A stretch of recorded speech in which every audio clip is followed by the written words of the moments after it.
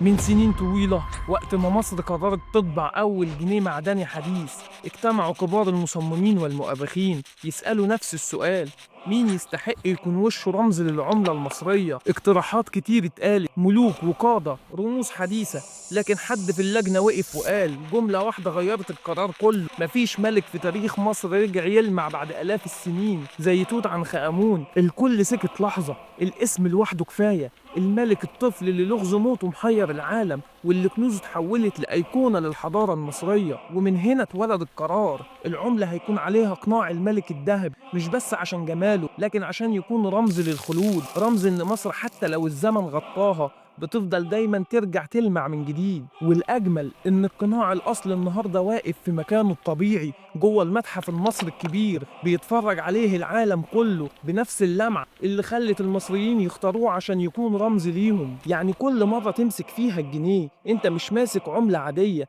انت ماسك رمز للحضارة. وش الملك رجع من تحت الرمل عشان يبقى عملة لكل مصري. في المختبر كل يوم حكاية، استنونا في الحكاية الجديدة.